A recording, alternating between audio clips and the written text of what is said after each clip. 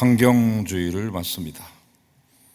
신앙과 환경은 관계가 없는 것이 아니라 매우 관계가 깊습니다. 하나님 믿는 사람이라면 당연히 하나님과의 관계가 먼저 바르게 돼야 되겠죠. 그런데 그 하나님과의 관계가 먼저 바르게 되면 또 바르게 돼야 되는 것이 뭐냐면 이웃과의 관계입니다. 또 하나님과의 관계가 바르게 된 사람이 또 바르게 해야 될 것이 있는데 그것은 바로 환경이 되겠습니다.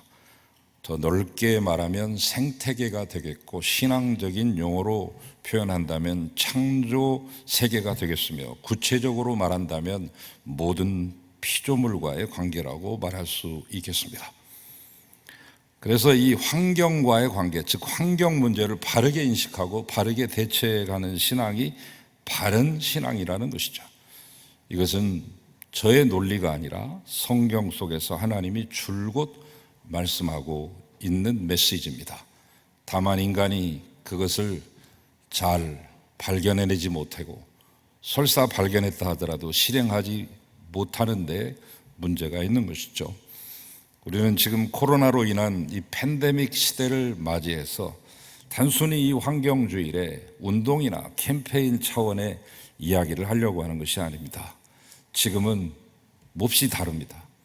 지금까지 환경주의이 코로나 이전에 있었던 환경주의였다면 2020년에 우리가 드리는 이 환경주일 예배는 코로나 이후에 처음으로 드리는 환경주일 예배이기 때문에 메시지 자체도 달라야 되고 삶의 자세 또한 달라야 되겠습니다. 이것은 단순히 교양이나 액세서리가 아니라 자기의 홍보나 자랑하는 자랑거리가 아니라 사느냐 죽느냐의 문제이기 때문입니다. 저는 환경이 얼마나 피폐하고 잘못되었는가 하는 것을 굳이 시간을 많이 들여서 여러분에게 설명하지 않겠습니다. 일부 때 제가 해보니까 그 얘기를 하다 보니까 그 얘기에 너무 시간이 많이 할애돼서 간단하게만 말씀드립니다. 물, 하나님이 창조하셨던 그 물, 하늘에도 물이 있었고 땅에도 물이 있어서 그 물을 갈라내어 그 사이를 궁창이라고 하고 땅에도 물이 있었는데 그 물을 갈라내어서 그 물과 물 사이를 무치라고 육지라고 명명하셨던 그 물, 전 지구의 70%요 우리의 인간 몸의 70%를 차지하고 있는 없어서는 안 되는 이 물이 깨끗하지 못하고 있어야 될 곳에 있지 못하고 굳이 필요 없는 곳에 차고 넘치는 물 때문에 우리는 정말로 심각한 지경에 이르렀습니다. 두 번째 궁창이라고 표현된 즉 하늘이며 공기, 대기라고 말할 수 있습니다. 하나님이 궁창을 하늘이라 부르시니라. 저녁이 되고 아침이 되니 둘째 날이니라. 둘째 날 만드셨던 그 아름다웠던 궁창도 즉 공기와 대기도 심각한 수준에 있습니다. 우리가 미세먼지 얘기도 상당히 조금 생소했는데 초미세먼지라고 하는 것은 너무나 생경하지 않습니까? 이제는 미세먼지와 초미세먼지까지 분별해 가면서 신경을 써야 되는 만큼 대기의 질이 좋지 않습니다. 이제 그 균형도 깨졌습니다.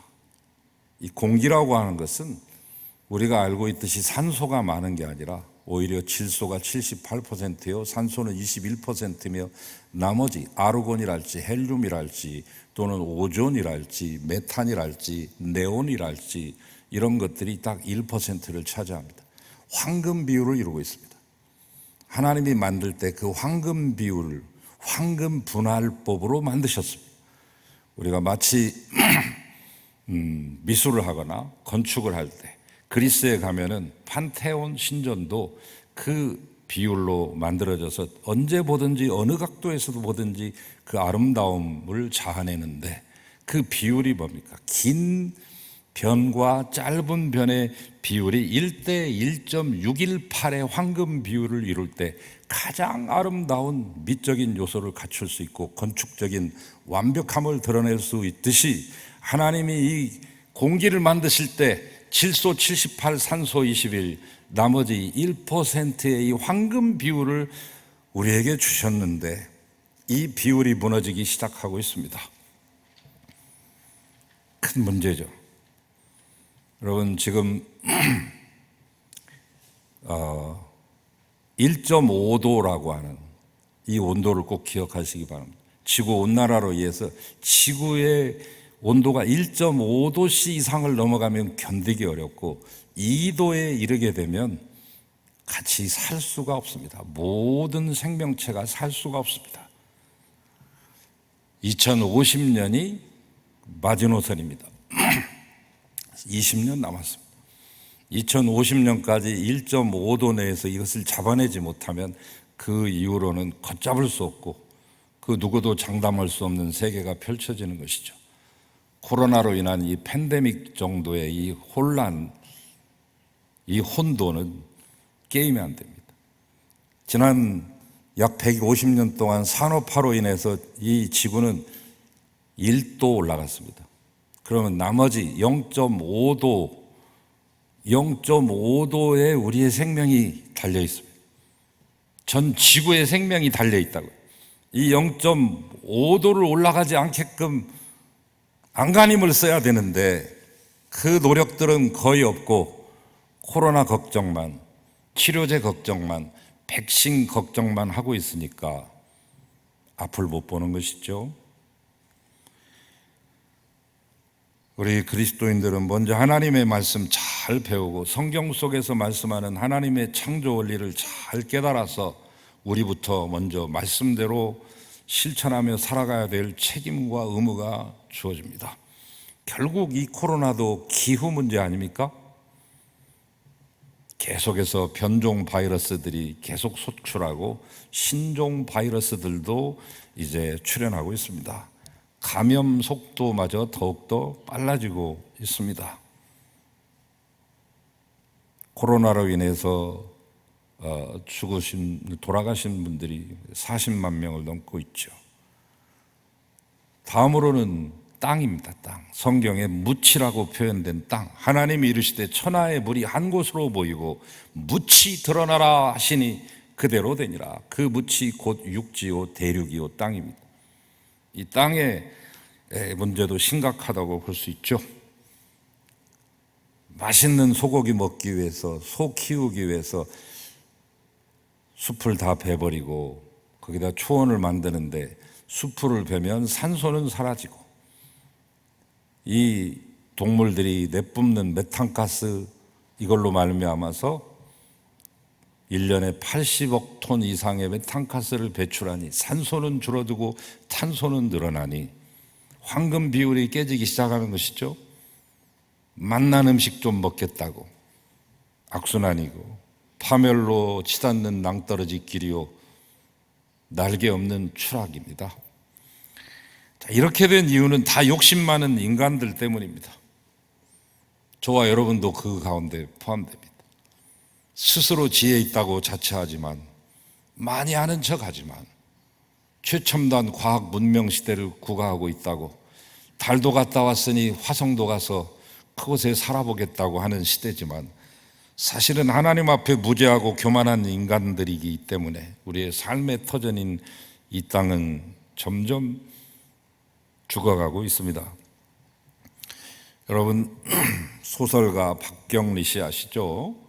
토지라고 하는 워낙 걸출한 작품을 만드셨기 때문에 소설가로만 여러분이 인식하고 계시는데, 적지 않은 시를 남기셨고 그 중에 걸작과 명작들도 많이 있습니다. 오늘 이 설교에 부합하는 시가 있어서 한번 소개하겠습니다. 기다림. 이제는 누가 와야 한다.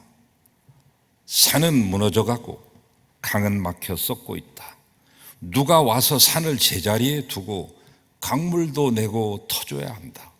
물에는 물고기가 살게 하고 하늘에 새들 날게 하고 초목과 나비와 뭇벌레 모두 어우러져 열매 맺게 하고, 우리들 머리털이 빠지기 전에, 우리들 손톱 발톱 빠지기 전에, 뼈가 무르고 살이 썩기 전에, 정다운 것들 수천 년 함께 살아온 것 다 떠나기 전에 누가 와야 한다. 성경 말씀은 이렇게 말합니다. 로마서 8장 9절 10절 말씀, 피조물에 고대하는 바는 하나님의 아들들에 나타나는 것이니 피조물이 허무한데 굴복하는 것은 자기 뜻이 아니요 오직 굴복해 하시는 이로 말미암음이니라. 피조물이 고대하며 피조물이 탄식하고 있습니다. 왜 이렇게 점점 허무하게 오염돼 가고 죽어가고 있는 것일까? 성경은 말씀하고 진단하고 있습니다. 하나님의 아들들이, 하나님의 딸들이 재구실하지 못해서 그렇다는 것. 신음하는 피조세계가 간절히 바라는 것이 무엇인가? 바로 하나님의 아들들이, 참된 그리스도인들이 나타나기를 간절히 소망하고 있다고 성경은 말씀하고 있습니다. 다음으로 살펴볼 것은 토지에서 생산되는 채소와 과일인데, 공기 오염됐죠, 물 오염됐죠, 땅 오염되다 보니 거기서 생산되는 채소와 과일이 온전할 수 없습니다. 무공해 식품이다, 유기농이다 떠들지만, 관심 가지고 노력도 해보지만 태부족이요 역부족입니다. 주변 환경이 다 오염되어 있어서 무공해라고 하는 말 자체가 공허합니다. 기껏해야 저공해 정도 되겠죠. 이러한 팬데믹 시대 속에서 경제도 다운되고, 이렇기 때문에 국가와 정부가 가만히 있을 수 없어서 뉴딜 정책을 내놓습니다. 뉴딜이라고 하는 것은 1930년 미국의 경제 대공황이 일어났을 때 국가에서 이 경기를 부양하기 위한 부양책으로 만든 정책을 뉴딜이라고 말하죠. 뉴딜. 우리는 이제 지금 문재인 대통령이 이 한국형 뉴딜을 들고 나왔습니다. 한국형 뉴딜 정책은 두 가지의 축을 가지고 간다는 것이죠. 하나는 디지털 뉴딜과 또 하나는 그린 뉴딜을 가지고 간다는 거죠.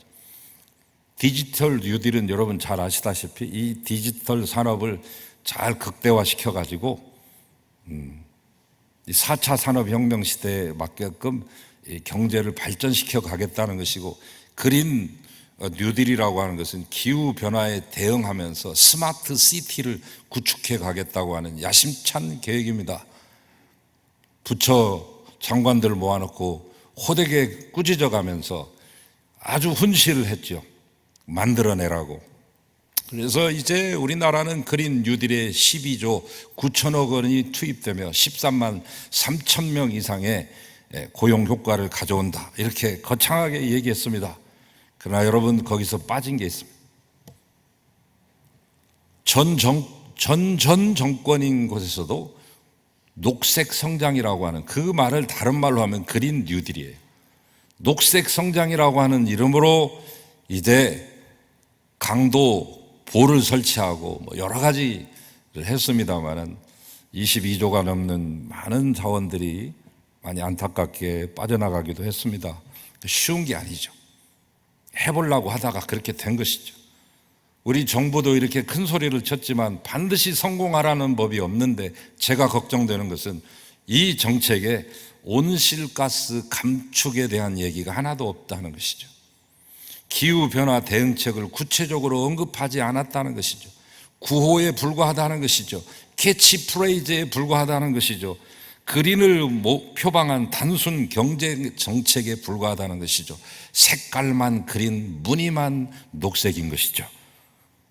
여러분, 그거 아십니까? 우리나라가 전 세계 기후 악당, 기후 깡패 7위인 것을 잘 모르시죠? 미국만 뭐라고 하고 강대국들 손가락질하는데 우리가 기후를 더럽히는 것에 제7대 국가에 들어갑니다.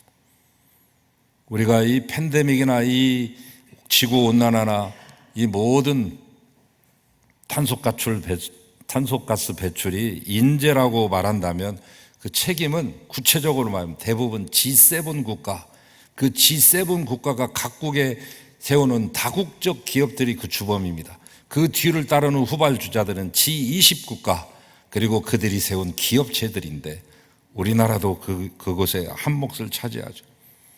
여러분, 안타까운 것은 정책을 논하고 구호를 말하며 또 캐치프레이즈를 내걸지만 책임을 논하는 자가 하나도 없습니다.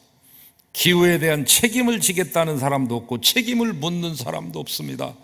두루뭉실하게 생태 파괴라고 말하고 그저 환경 오염이라고 말하며 보편 인류의 책임이라고 떠넘기고 말죠.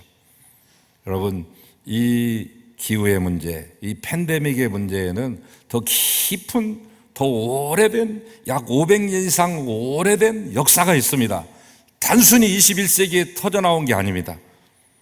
강자 문명, 물질 문명, 파괴 문명을 외치며 500년 동안 총칼로 온 땅을 점령했던 서구 문명들이 바로 이 재앙의 중심, 그 출발절, 큰 책임이 거기에 있습니다.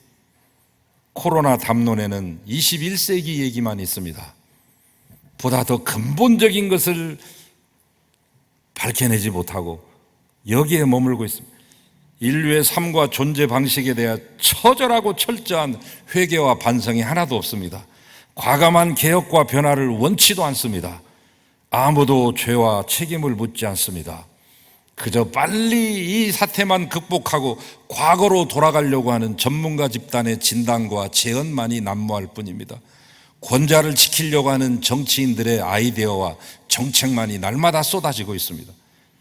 여러분, 치료제, 백신 나오는 개발로 끝나는 문제가 아닙니다.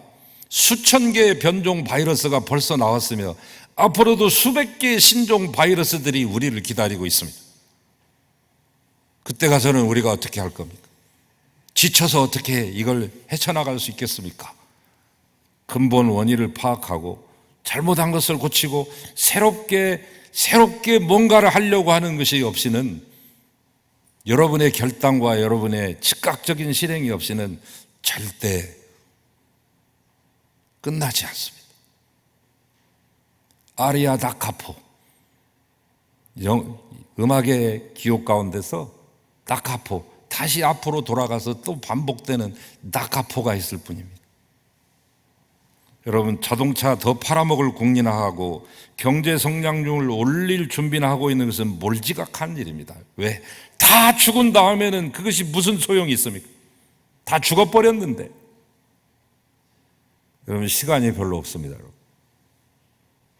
성경은 이렇게 말씀합니다. 물론 여러분 다 아시는 규절이고 전 세계인들이 다 암송하고 좋아하시는, 애송하시는 요한복음 3장 16절이죠. 하나님이 세상을 이처럼 사랑하사. 우리는 이 규절을 언제나 인간 중심으로만 봤습니다. 인간 중심으로 보시면 하나님께서 이 땅에 예수님 보내신 목적이 죄인 구원하기 위해서 보내신 것이죠. 틀린 해석이 아닙니다. 그런데 이것을 바꿔서 하나님의 입장에서 보면 예수님을 이 땅에 보내신 목적이 인간 구원에만 목적이 있는 것이 아니다 라고 하는 말씀, 인간 중심의 해석에서 벗어나시기 바랍니다. 예수님이 이 땅에 오신 것은 인간 구원만 위해 오신 게 아니라 인간과 함께, 아니 인간으로 말미암아 신음하고 있는 자연까지도, 동식물까지도, 미생물과 무생물까지도 구원하시기 위해서 독생자 예수 그리스도를 보내셨다는 거죠. 이 말씀이 오늘 본문 골로새서 1장 20절에도 있고 요한계시록 끝부분에 자세하게 분명히 나와 있습니다. 요한계시록 3장 16절 다시 한번 보십시오. 하나님이 세상을 이처럼 사랑하사. 인간을 사랑한다는 말 하지 않았습니다. 죄인을 사랑한다는 말도 하지 않았습니다. 세상을 사랑한다. For God so loved the world. The world. 이 세계 지구가 아니라 코스모스입니다. 하나님이 창조하신 조화로운 이 우주, 완벽한 이 우주, 이 우주를 말하는, 모든 피조물들을 포함한 우주를 말하고 있습니다. 예수님이 오셔서 예수님을 통하여 모든 죄인이 구원받게 되는 것이지만 동시에 그 구원받은 죄인 때문에 피폐해져 버리고만 자연, 우주까지도 구원받도록 하기 위해서 하나님은 독생자 예수님을 이 땅에 보내셨다. 아주 중요한 포인트입니다. 우리는 요한복음 3장 16절을 신앙적으로 영적으로만 해석해 가지고 인간 구원, 죄인 구원에 초점만 두었는데 그게 아니라 자연과 미생물, 무생물까지도. 그러므로 우리는 지금 코로나에게 고마워해야 됩니다. 코로나가 제 앞에 나타난다면, 실체로 보인다면 감사장이라도 주고 싶습니다. 왜? 세계적인 수준의 전문가나 학자나 언론인이나 대학 교수들도 해낼 수 없는 일들을 단 몇 달 만에 해냈잖아요. 전 인류가 수천 년 동안 할 수 없는 일들을 단 몇 달 만에 했습니다. 뭘 했습니까? 자연 파괴가 곧바로 사람 생명의 위협이요 죽음에 이르는 길이라는 것을 자각해 줬습니다. 가장 강력하게. 지구가 인간 재산으로서의 자원이 아니라 생명 공동체라는 사실을 우리에게 깨닫게 해줬습니다. 생태 파괴, 환경 오염, 기후 변화가 먼 나라 얘기가 아니라 코로나 팬데믹으로 말미암아 지구 생명이 자연의 안정과 자신들의 생활과 직결되어 있음을 실감하게 되었습니다. 자연보호의 문제가 단순히 캠페인 차원이 아니라 자신들의 생명과 연계되어 있는 문제임을 깨닫게 되었습니다. 내 생명, 내 가족, 내 자식들, 우리 크리스찬들이 그동안 잊고 있었던 하나님의 창조와 온 우주 만물의 안식과 평화를 지향하는 안식년법과 희년법을 우리로 하여금 절감하고 연상케 해줬습니다. 삶에서 무엇이 중요한 것인가, 삶의 본질을 생각해 줬습니다. 성장보다는 자연 환경이, 돈보다는 건강이, 경쟁보다는 협력이, 수단보다는 목적이, 개발보다는 보존이, 사유보다는 공유가, 신속보다는 안전이, 독점보다는 공동의 참여가, 물질보다는 존엄이, 독존보다는 공존이 중요하다는 사실을 우리에게 가르쳐 주었습니다. 코로나는 이 시대의 예언자가 되어서 우리에게 이렇게 외칩니다. 만몬의 가치관을 버리고 생명의 하나님께 돌아오라. 자기 숭배, 우상 숭배, 영웅 숭배를 떠나서 하나님께로 돌아가자. 회개하고 돌아오면, 변화하면, 전환하면 살 것이요 변화와 회개를 거부하면 망할 것이라고. 코로나가 우리에게 준 깨달음은 이런 의미에서 예언이 됩니다. 코로나는 사람을 파멸시키는 병 자체가 아니라 코로나는 사람을 파멸해서 구원하시려고 하는 전 인류를 향한 마지막 하나님의 메시지일 수도 있습니다. 언젠간 끝나겠죠. 코로나는 백신도 개발되고 하면 잦아지고 끝나겠습니다만, 그러나 그 후에 우리가 이와 같은 예전의 삶을 계속 누릴 수 있다는 보장이 없는데, 코로나 시대를 넘기고 그 코로나 이후의 시대를 포스트 코로나라고 말한다면 그 포스트 코로나 시대에 우리는 무엇을 얘기해야 될까요? 우리가 함께 모여서 전 인류가 함께 논의해야 될 키워드는 뭡니까? 공존입니다.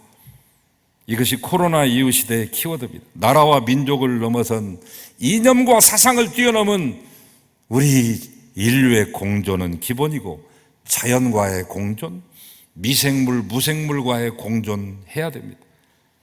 여러분, 우리가 이 생태계의 회복을 위해 공존이 주는 불편과 부담을 기꺼이 견뎌내셔야 됩니다.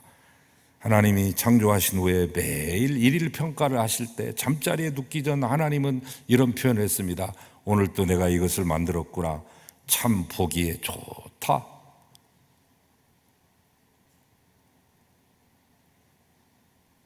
인간을 만들어 놓고는 심히 좋았다. 그 상태로 회복시켜야 돼. 코로나19는 피조물의 신음소리 들으며 함께 아파하며 치유하며 생활 속에서 삶이 그대로 메시지가 되는 삶을 살아내라고 우리에게 요구하고 있습니다. 2020년은 바야흐로 지구의 날 50주년을 맞이하는 해입니다. 50년 동안 우리는 지구의 날을 맞이해서 무엇을 해왔을까요? 이 무너지고 있는 지구를 구하기 위해 누가 나서야만 하는데, 21세기에 신이 보낸 예언자라고 그래서 스웨덴 17살 소녀가 주목을 받고 있죠. 그의 이름은 그레타 툰베리. 책도 나왔죠. 그레타 툰베리와 금요일이라고. 이 소녀는 금요일이 되면 학교를 가지 아니하고 공부해야 되는 학생이 다른 곳을 갑니다. 의회 의사당 앞에 가서 연설을 하고 시위를 합니다. 기후를 바꾸라고, 이 지구를 살려내라고. 그래서 하도 주목을 받으니까 유엔 총회에서 초청해가지고 연설했잖아요. 환경에 대해서 16살 때. 지금 17살이 작년 9월쯤으로 기억하는데, 당신들은 우리의 미래와 우리의 꿈을 짓밟았다. 당신들은 우리를 살인했다. 지금까지 한 게 뭐냐? 기성세대들이 말만 하고 구호만 외치는데 실제로 실행한 것이 무엇이냐라고 물을 때 아무도 대답할 수 없었습니다. 삶의 방식의 전환을 얘기하는 것이 삶의 방식. 아인슈타인이 미친 짓이라고 하는 말을 이렇게 정의했습니다. insanity, 이 미친 짓을 뭐라고 했는 거 아니? 미친 짓이란 똑같은 일을 반복하면서 다른 결과를 기대하는 일이다. 인류가 미친 짓 해서는 안 됩니다. 이제. 똑같은 일을 반복하면서 다른 좋은 세상이 펼쳐질 것을 기대하는 것처럼 미친 짓은 없습니다. 지금까지 하던 대로 하면 안 된다는 것입니다. 코로나가 우리에게 주는 강력한 메시지는 뭐냐면 지금까지 너희가 살았던 대로 살면 안 돼! 라고 하는 말이에요. 툰베리 그 소녀가 이런 말을 했습니다. 위기가 곧 위기의 해결책이다. 위기에 처했을 때 비로소 우리의 행동 습관을 바꾸기 때문이다. 위기 상황에서 우리는 거의 모든 것을 해낼 수 있었다. 그렇습니다. 인류는 위기 상황 속에서 거의 모든 것을 다 해낼 수 있었습니다. 하나님의 은혜로. 여러분, 알고도 행하지 않으면 죄악입니다. 여러분의 작은 행동이 큰 변화를 이룹니다. 이대로 살아간다면 후손들에게 부끄럽고 그들에게 죄악을 행하는 것입니다. 그러므로 할 수 있는 것들부터 찾고 실행하시기 바랍니다. 또한 거기에 머물지 마시고 개인만 잘한다고 하는 것으로 안위하지 마시고 국가나 국제기구들이 또는 NGO들이 주변의 시민단체들이 말로만 하는 것이 아니라 실제로 행동으로 옮기도록 촉구하시고 감시하십시오. 남 얘기가 아니거든요. 먼 동네 얘기가 아니거든요. 바로 우리의 얘기요. 우리의 자식과 우리의 손주들의 얘기입니다. 주님은 지금도 우리가 정의와 평화와 생명을 사랑하고 창조 질서를 보존하시기를 원하고 계십니다. 오늘 또 그 일을 하라고 우리에게 말씀하십니다. 오늘 본문 골로새서 1장 20절 말씀으로 마치겠습니다. 그의 십자가의 피로 화평을 이루사 만물 곧 땅에 있는 것들이나 하늘에 있는 것들을 그로 말미암아 자기와 화목해 되기를 기뻐하심이니라. 할렐루야. 인간과 모든 생태계가 화목하게 하는 것이 주님이 바로 십자가에 달리신 바로 그 이유입니다. 말씀을 보는 눈을 바꾸시고 세상을 바라보는 눈을 바꾸셔서 이제 환경에 대한 관심도 높이셔서 진정한 그린 뉴딜의 시대를 여러분이 맛보시는, 그리고 하나님을 기쁘시게 하는 여러분 모두 되시기를 주의 이름으로 축원합니다. 주님 감사합니다. 어려운 시대를 살아가고 있습니다. 하나님께서 지금껏 함께 하셨던 것처럼 우리와 함께 하여 주시기를 바라며 그동안 했던 대로 살지 않게 하시고 더욱더 하나님을 사랑하고 더욱더 주님을 의지하며 더욱더 철저하고 치열하게 살아서 이 어려운 환경을 뚫고 하나님이 기뻐하셨던, 놀라워하셨던 아름다운 세상을 이뤄갈 수 있는 우리요 전 인류가 될 수 있도록 우리를 굽어 보시옵소서. 예수님의 이름으로 기도하나이다. 아멘.